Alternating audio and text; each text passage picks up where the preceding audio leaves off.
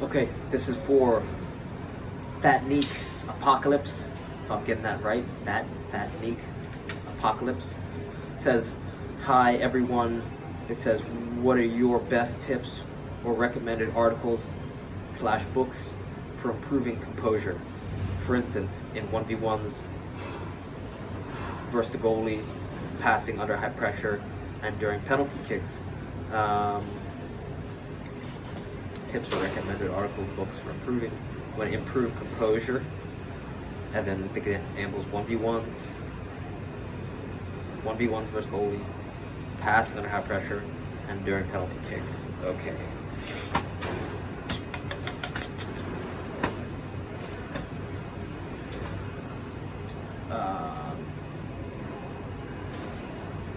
Okay, so I think the to improve composure, you want to developing a breathing practice, and you want to develop it's actually, why would you do that? Because it helps you relax. And why would you want to be relaxed? Because when you're relaxed, I believe it's the best version of yourself usually.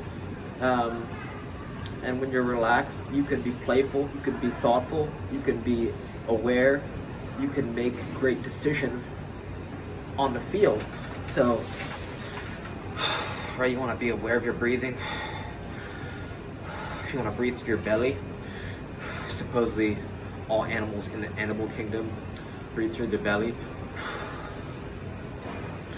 And all babies, they breathe through their belly. Be aware of your posture and shoulders back, chest up.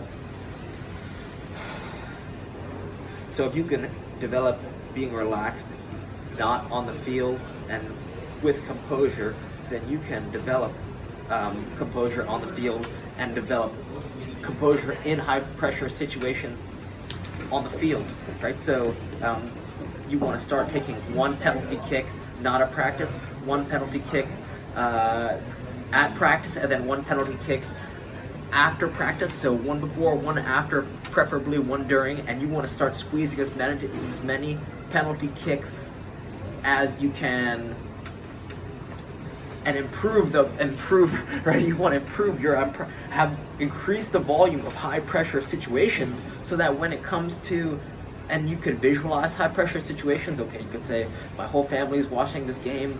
You know, it's a game I've worked all year for. You're in the championship of the state finals of your senior year in high school or in college, and right, you need one more goal to score and become the leading goal scorer of your league, something like that. And then you could, right, so when it comes to the game, you could just not think about anything, because you're just present and you're just having fun with it, and you're relaxed and you're breathing, right? So it's full circle. So a breath trainer that has helped me tremendously, that I'm going to try to use every single day before I die, because it strengthens your breathing muscles. And if you strengthen your breathing muscles, I believe that'll improve every part of your game. So you can find this O2 breath trainer on Amazon. Yeah, a breath trainer. You could search for if you want to have a free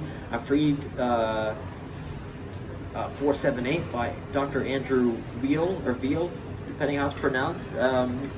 Supposedly 478 breathing is beneficial. Wim Hof, Stanislav Grof, two different people. Wim Hof got a guided meditation, Tara Brach, guided meditation. So just a whole bunch of ways to just techniques to relax and work, right? So 1v1s increase, go to practice 15 minutes or stay 15 minutes later, and after you've spent some time juggling and working on maybe some dribbling sequences, get two tall cones and a small skills ball, and start competing with a friend or even enemy, and just work on knocking each other's cones down. You know, you put a few yards away, and then best of 3 or best of 5, you're going to try and knock their cone down, they're going to try and knock your cone down, and the first one who knocks your cone down 3 times wins, something like that. And, you know, if you put it in a tight space, there's a lot of time, you know, in this state of play, that it'll increase your success on the field when you get into 1v1 situations, because you have to make a lot of quick decisions. Your foot's up on the small ball, so that's going to increase the sensitivity in your touch, right? These are all good things. and you want articles and you want books for improving composure. Well, I think, if you can't juggle for 5 minutes, any part of your body, I could start there with a tennis ball, with a friggin' heavy ball. You even start with 30 seconds. Can you juggle for 30 seconds? Right? How serious are you about? If you're a very serious player, then I start to develop the daily habit of improving in a state of, practicing into this flow state, get into deep relaxation, and make it a restorative part of your day, something that you look forward to, that gives you joy, and maybe, you already have good genetics, you're already athletic, so further pursuing this will further, right, increase the rate of success in your life, which could be a good thing if you use it well. Articles and books for improving composure. Yeah, at the deeper level, just increase the hours of, Kobe Bryant in this YouTube short, he'll just talk about, who's getting better. You can pick one player who only plays 15 minutes a day, or one player who plays, 2 hours a day, 1 hour a day. Usually, I think it would almost be even challenging if you're an average kid to have the amount of time. If you're not in school, let's say you have a job, it's hard for your average kid to overtrain. They're actually going to spend. It's going to overtraining is either hurting them physically, or it's like ruining their relationships in life. So I would start to increase the amount of play, and that'll increase your composure on the ball. Simple as that.